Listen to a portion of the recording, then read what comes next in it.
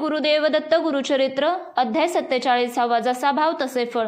ओम श्री गणेशाय नमः. श्री सरस्वते नमः. श्री गुरुभ्यो नमः. श्री कुलदैवताय नमः. सिद्धयोगी नामधारकाला श्री गुरुचरित्र सांगत होते. त्याने त्याला एक अपूर्व कथा सांगायला सुरुवात केली. ही कथा श्रवण केली असता सर्व इच्छा पूर्ण होतात. सिद्धयोगी ती कथा सांगू लागले.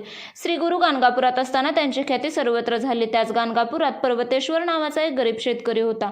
तो श्री गुरूंचा परमभक्त होता. तो काया वाचा मनाने श्री गुरूंची मनोभावे सेवा करीत असे. त्याचा एक नेम होता. श्री गुरु नित्य सकाळी स्नान संध्यादी करण्यासाठी भीमाअमराजा संगमावर जाण्यास निघाली की वाटेत असलेल्या आपल्या शेतात उभा राहायचा व श्री गुरु दिसले की धावत येऊन त्यांच्या पाया पडायचा. हा त्याचा नेम कित्येक दिवस चालू होता. श्री गुरु त्याच्याशी काही बोलत नसत.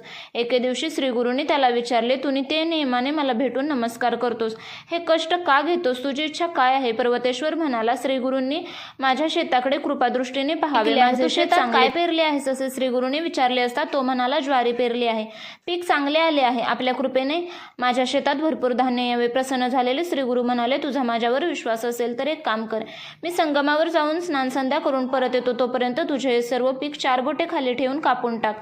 पर्वतेश्वर म्हणाला, श्री गुरूंचे शब्द मला प्रमाण आहेत, आपला शब्द मोडणार नाही. मग श्री गुरु अनुष्ठानासाठी संगमाकडे निघून गेले. पर्वतेश्वराने पीक कापण्याचा निश्चय केला.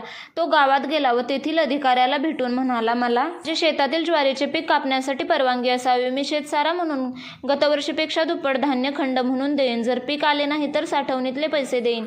तेही अपुरे पडले तर माझी गुरे जप्त करावीत. असे वचन देऊन त्याने शेत कापण्याची परवानगी घेतली. मग त्याने गडी माणसे लावून शेत कापण्यास सुरुवात केली. ही बातमी समजताच पर्वतेश्वराची बायका मुली शेताकडे धावत आली व रडू लागली. मग त्याने त्याकडे लक्षच दिले नाही. एका संन्याशाच्या सांगण्यावरून हा आपले पहिले पीक कापून टाकण्याचा मूर्खपणा करत आहे असे लोक बोलू लागले.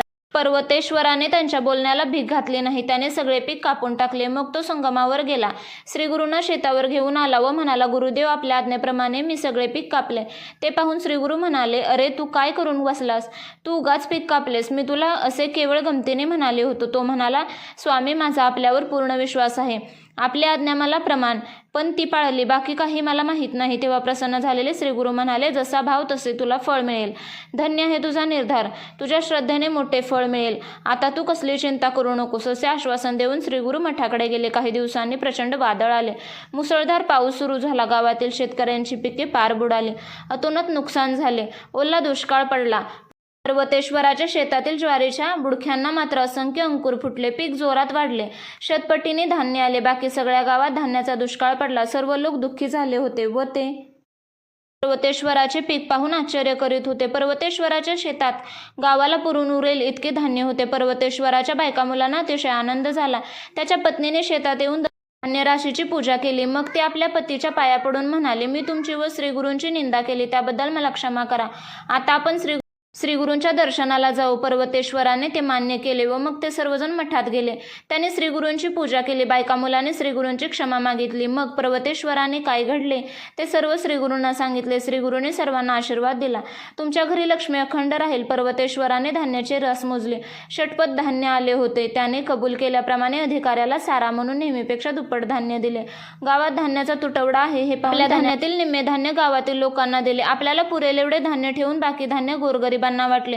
श्री गुरूंच्या आशीर्वादाने पर्वतेश्वराचे कुटुंब पूर्ण सुखी झाले. ही कथा सांगून सिद्धयोगी नामधारकाला म्हणाले, श्री गुरु चरित्राचे महात्म्य असे आहे. श्री गुरूंच्यावर ज्याची दृढ श्रद्धा आहे त्याच्या घरी दैन्य, दारिद्र्य, दुःख कधीच राहत नाही.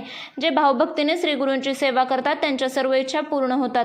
लक्ष्मी त्याच्या घरी अखंड पाणी भरीत असे. अशा रीतीने श्री गुरु चरित्रामृतातील जसा भाव तसे फळ नावाचा अध्याय 47 समाप्त. श्री गुरुदेव दत्त.